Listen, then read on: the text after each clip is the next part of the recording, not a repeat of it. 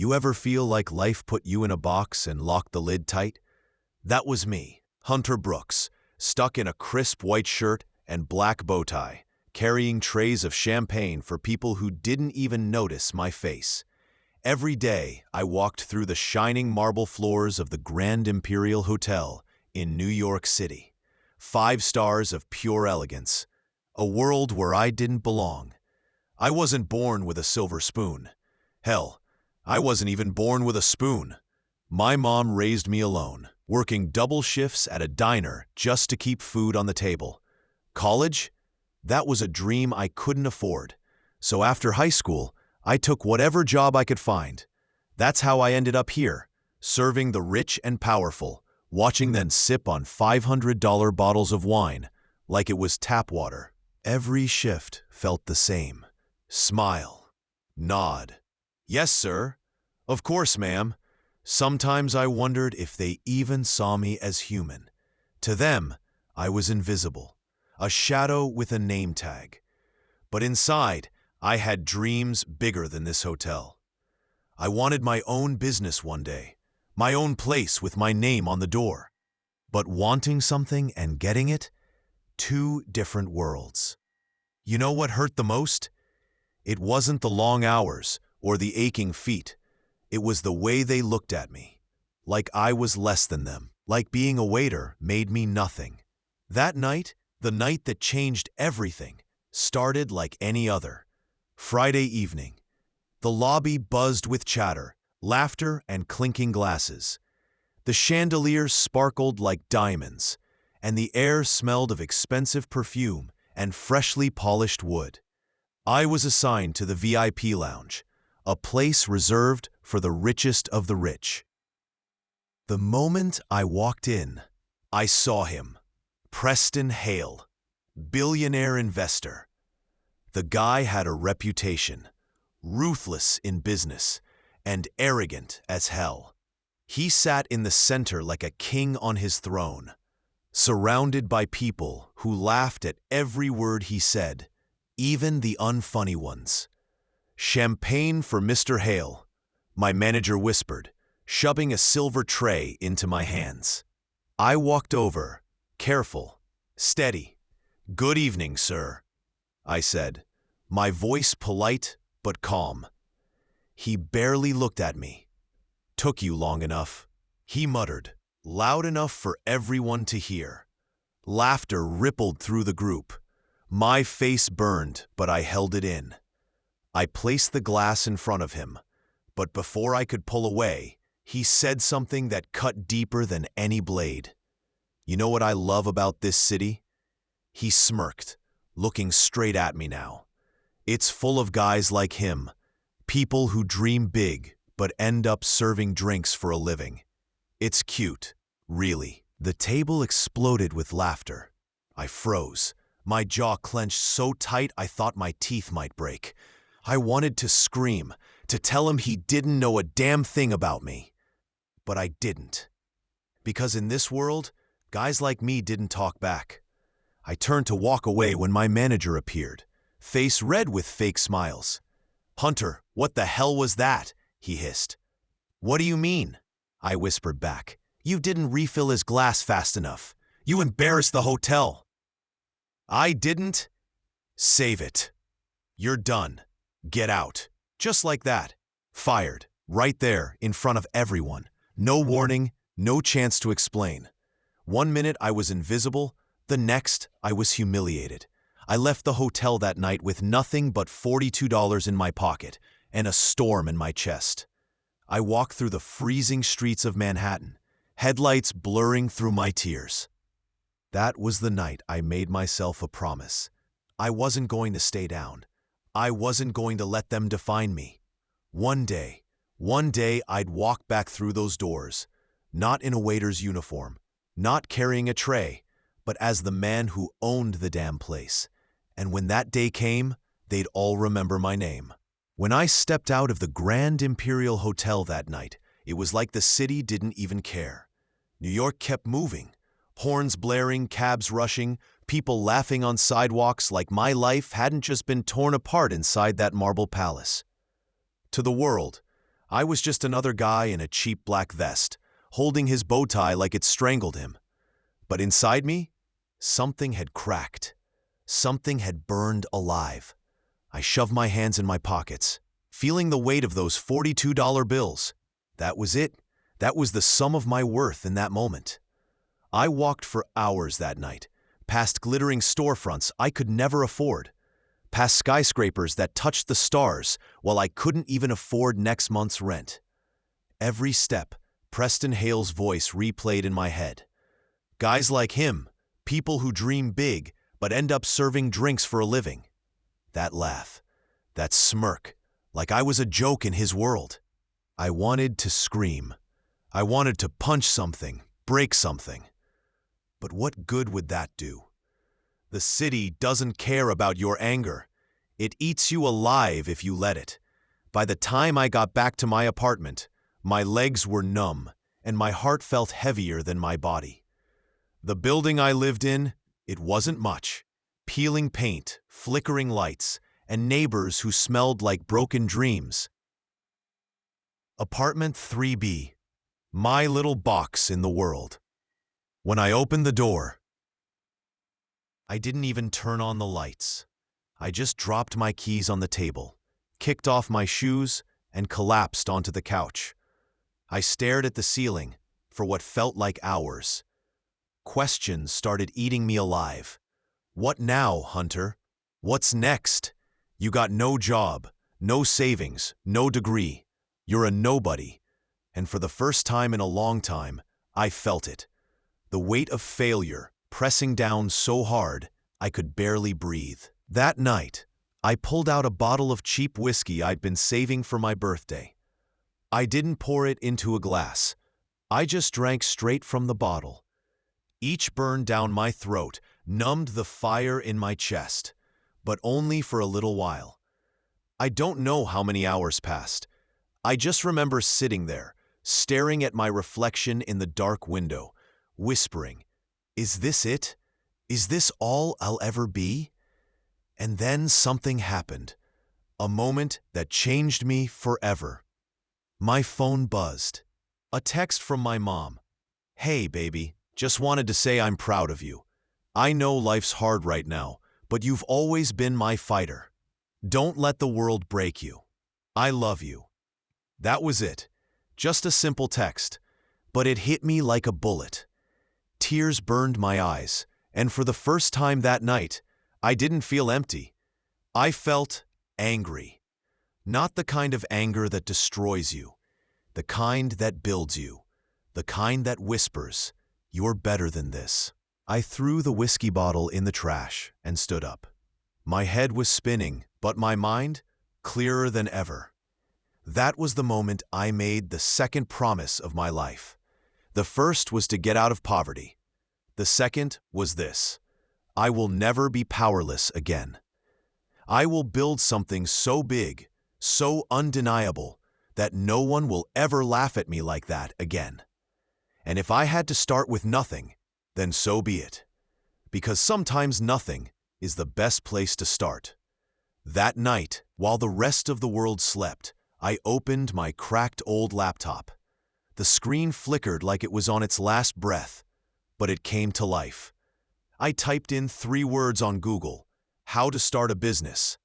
It was 3:17 a.m. when I clicked that first link.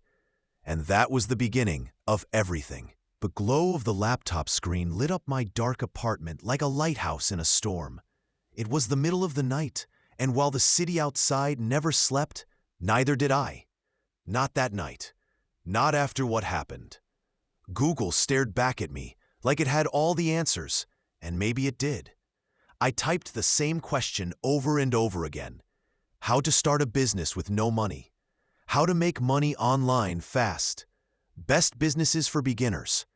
Every search brought up a sea of articles, videos, blogs, most of them promising overnight success for just $99.99.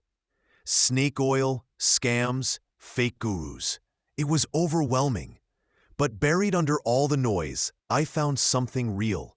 Content about entrepreneurship, startups, building skills from scratch. I clicked on a video titled, "Start Small, Think Big, Begin Now." A man in a simple gray t-shirt was talking straight to the camera.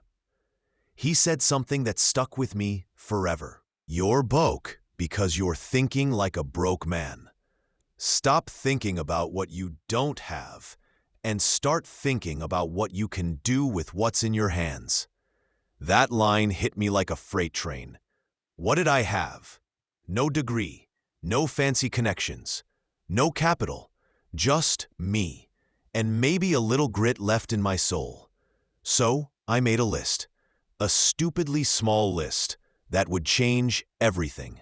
1. Figure out what I'm good at. 2. Find a way to sell it. 3. Don't stop until someone says yes. It was simple, almost too simple, but I needed simple. I stayed up all night, scribbling in a torn notebook. Skills, ideas, anything I could do. And then it hit me. Cleaning. Sounds ridiculous, right? The guy who just quit being a janitor thinking about cleaning? But it made sense. I knew it better than anyone. I could scrub floors until they shined like glass. I knew which chemicals worked, how to get stains out of anything, how to work fast and cheap. If I could do it for someone else and make them rich, why not do it for myself? By sunrise, I had a name: Spark Pro Cleaning Solutions. Was it an actual company? Hell no. It was just me, my beat-up vacuum, some old rags, and a dream that barely fit in my pocket. But that morning, when the first rays of sunlight cut through my window, I felt something I hadn't felt in years: hope. I picked up my phone, took a deep breath, and called the first number on my list. A small coffee shop I used to deliver drinks to during hotel shifts. "Hey, this is Hunter. I'm starting a cleaning service. You guys need someone to handle your shop after hours?" The guy laughed at first. I could hear it in his voice, like I was crazy. But then he said, "We've been looking for someone cheap. You available tonight?" My heart skipped a beat. "Yeah," I said, trying to sound cool. "Tonight works." After I hung up, I looked around my crappy apartment and whispered to myself, "This is it, Hunter. The first step into the fire." I didn't know then, but that one call, it was the spark that would light an empire.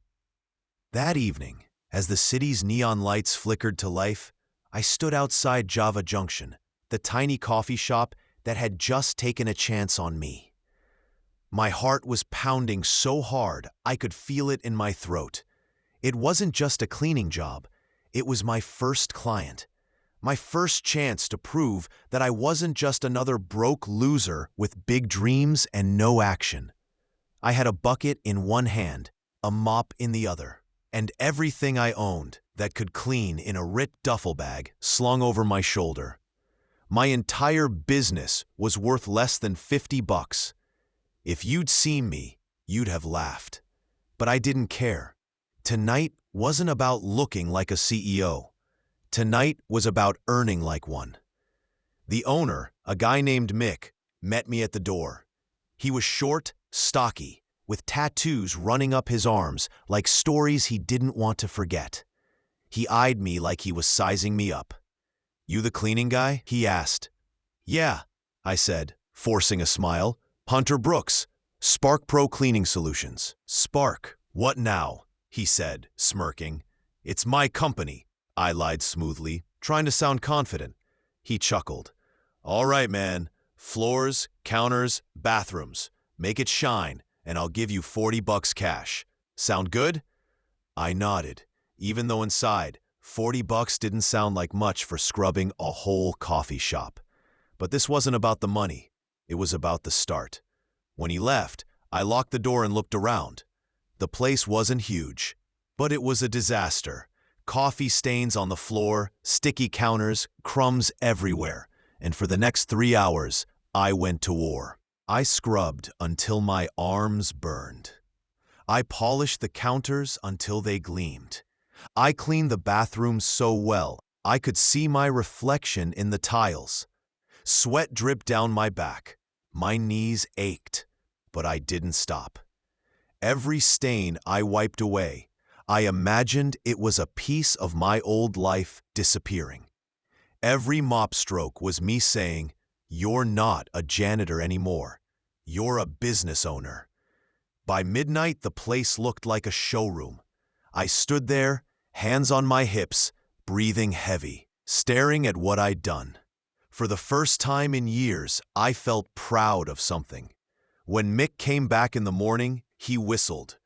"Damn," he said, running a finger across the spotless counter. "This looks better than when we opened." I smiled, hiding how good that felt. He pulled out 2 20s and handed them to me. "You free next week?" And just like that, I had my first recurring client. As I walked home under the flickering streetlights, $40 in my pocket, I felt like I was holding 40 million. It wasn't the amount, it was the proof. Proof that I could do this. Proof that I didn't need anyone's permission to win. Proof that Hunter Brooks was just getting started. That night, I couldn't sleep. Not because I was broke, but because for the first time in a long time, I believed in myself. And I whispered into the darkness, "One day, Hunter, you won't just clean coffee shops, you'll own them." The next morning, I woke up with sore arms, blistered hands, and a pocket that felt heavier than it should.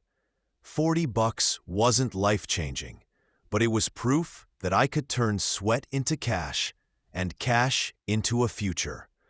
I sat on my beat-up mattress in my tiny one-room apartment, staring at the crumpled bills in my hand. Then I pulled out my old notebook, the one I used to scribble random ideas in. At the top of a blank page, I wrote in big letters, "How to get more clients." That was the key. If I could find one Mick, I could find 10. And if I could find 10, I could find 100. I spent the whole morning making a plan. No fancy marketing degree, no expensive ads, just pure hustle. I wrote down coffee shops, small offices, gyms, restaurants, salons. These were businesses that needed to stay clean, but couldn't afford big companies. People like me were their best bet. So I did the only thing I could. I put on the cleanest shirt I owned, printed out 10 cheap flyers at the library for 50 cents, and started walking. Every block, every corner, every storefront, I pushed myself to walk inside and say, "Hi, my name's Hunter Brooks. I run Spark Pro Cleaning Solutions. We make businesses shine, guaranteed. Can I leave this flyer with you?" Some people ignored me. Some laughed. Some said they already had someone. But a few listened, and those few were my gold. By the end of the day, I had 3 maybes. By the end of the week, I had 2 new clients, a nail salon and a small gym.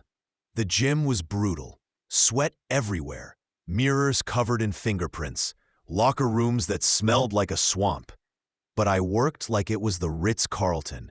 When the owner saw the transformation, he handed me cash and said, "You're hired every week." That feeling? Man, that feeling was like a drug. But the best part? Word started to spread. The salon owner told a friend who owned a bakery. The gym owner told his buddy who ran a barber shop. Soon my phone, my old, cracked screen phone, started buzzing more than ever before. Every time it lit up with a new job, I smiled and whispered the same thing. One step closer. Closer to what? I didn't know yet. All I knew was I wasn't cleaning floors anymore. I was building a business. But here's the truth they don't tell you in motivational speeches. Growth hurts. Late nights, early mornings, skipping meals to save money, living on black coffee and determination. My hands were raw, my knees ached, and some nights I questioned if it was worth it. But every time I thought about quitting, I remembered those people at my old job, the ones who laughed, the ones who looked at me like I was nothing. And that was enough to keep me mopping at 2 a.m. with a smile on my face. Because this wasn't just cleaning anymore. This was revenge.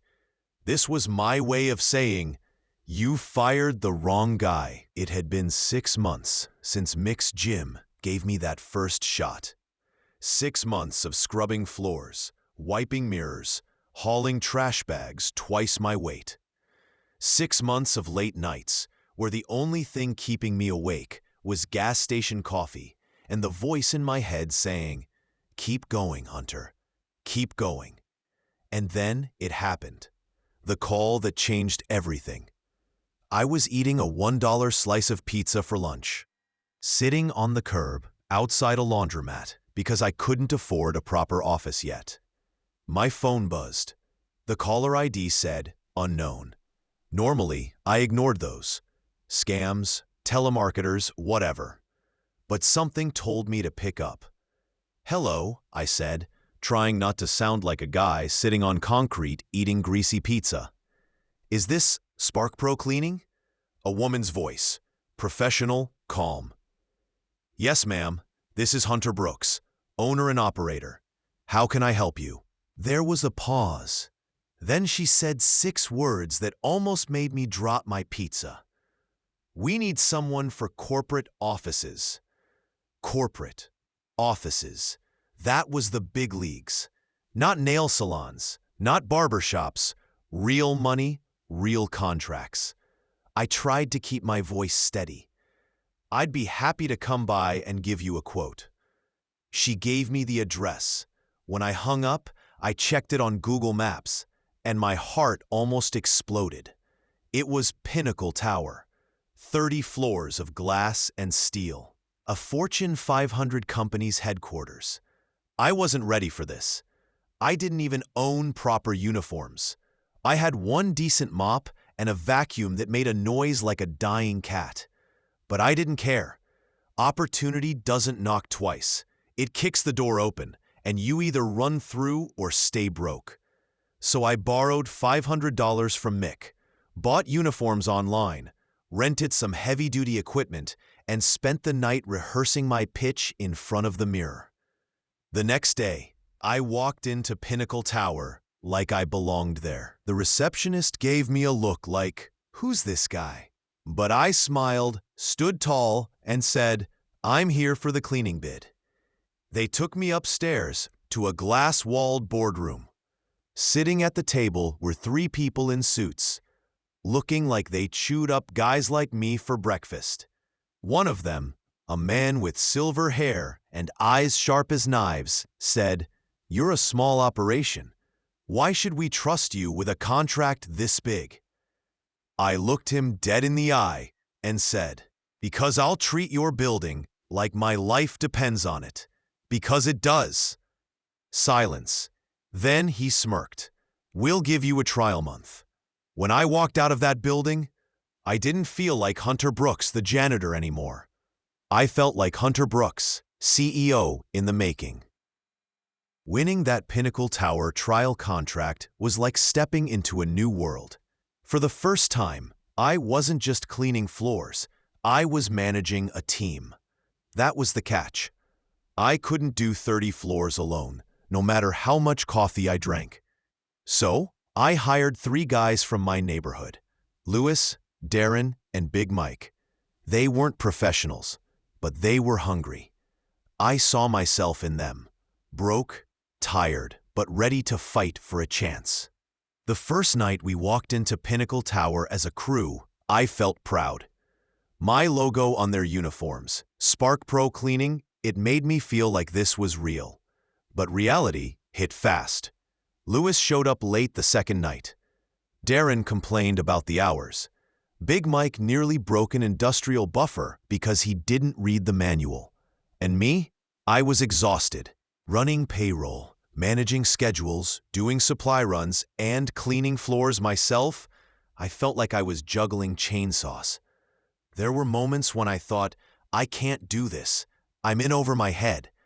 One night, after everyone went home, I sat in the janitor's closet with my head in my hands. I wanted to quit. Then I remembered the silver-haired executive's words. "We'll give you a trial month. If I blew this, I'd never get another shot." So I tightened my grip. I started learning systems, scheduling software, inventory control, hiring standards. I watched YouTube videos about leadership while mopping floors at 3 a.m. Slowly, it clicked. By the end of that month, we weren't just good. We were the best cleaning crew Pinnacle Tower ever had. When the executive called me back, his words almost knocked me out of my chair. "Hunter, the board wants to extend your contract indefinitely." I hung up the phone and screamed so loud, the whole crew thought I'd lost my mind. But I hadn't lost anything. I'd just won everything. By the time we hit 6 months with Pinnacle Tower, Spark Pro Cleaning wasn't just a side hustle anymore. It was a business, a real one. I had 5 employees now, all trained to work like I did. We had uniforms, schedules, supply chains, and even a small office above a laundromat. My laptop had moved from my old cracked screen to a proper workstation, and I was making spreadsheets like a real manager, not just a kid with a mop and a dream. But expansion brought new challenges. Every day, I received calls from companies wanting the same service. Restaurants, offices, even another corporate tower. I had to decide which contracts to take and which to turn down. One wrong move, and I could ruin everything I'd built. And there was competition. Bigger cleaning companies started noticing my rise. They sent reps to pitch better deals to my clients, undercutting my prices. I couldn't fight them with money. I didn't have that kind of capital yet. So I fought with quality. Every employee trained, every client checked daily. We cleaned faster, smarter, and better than anyone else. By the end of the year, Spark Pro had contracts with 6 major buildings, and the office had grown to 15 employees. I'd hired an assistant to handle calls, which freed me to focus on strategy and growth. Then came the first real test. One evening, the silver-haired executive from Pinnacle Tower called me. He sounded serious, almost hesitant. "Hunter, we're considering selling some of our smaller properties. They're looking for buyers who understand the business. Are you interested?" I froze. This was it. The moment I had dreamed about while mopping floors, while sleeping on a cheap mattress, while telling myself I wasn't powerless. I said yes immediately. Within weeks, I was touring these buildings, negotiating deals, learning about leases, and seeing the world from a perspective I never imagined. Spark Pro Cleaning wasn't just a business anymore. It was my ticket into ownership, my first real foothold in the corporate world. By the time I signed my first property lease, I realized something important. I wasn't just cleaning floors anymore. I was building an empire, and the empire had only just begun. The Grand Imperial Hotel. The name alone made my chest tighten the first time I saw it again. Marble floors, crystal chandeliers, luxury cars lined out front. The same place that once laughed at me, humiliated me, and threw me out like garbage. But this time, I wasn't the waiter. I wasn't the kid with a mop and a tray. I was Hunter Brooks, owner of Spark Pro Cleaning Solutions, a man who had turned a $42 pocket change into contracts, properties, and a small empire. I parked my car a block away, just like I used to when I waited tables here. No valet, no bow tie, just me and a plan. Inside, everything smelled the same. Perfume, polished wood, arrogance. The lobby sparkled under the same chandeliers I had once dusted. I could almost hear Preston Hale's mocking voice in my head. Guys like him? They dream, but they never win. I smiled. I walked straight to the front desk. I'm here to speak with management about a business proposal, I said, calm, steady, unshakable. The receptionist gave me a look, like she'd never seen me before, like she couldn't recognize me outside my old uniform. That was fine. I didn't need recognition. I needed opportunity. Soon I was in the boardroom, facing the same manager who had fired me years ago. His jaw dropped the moment he realized who I was. Hunter? Brooks? He stammered. Exactly, I said. I'm here because I'm interested in acquiring this hotel. Laughter erupted at the table. People thought it was a joke. You? One executive asked. You're a small business owner. What could you possibly offer us? I leaned forward. I can offer cash, full price, and someone who knows exactly how to run this place efficiently, from the ground up. I've learned from the bottom. I know every mistake you've made, and I can fix them. The room fell silent. Negotiations weren't easy. I had to convince investors, lawyers, and skeptical board members. They tried lowballing me. They mocked my experience. But every challenge only made me sharper, more determined. Finally, after weeks of back and forth, I signed the papers.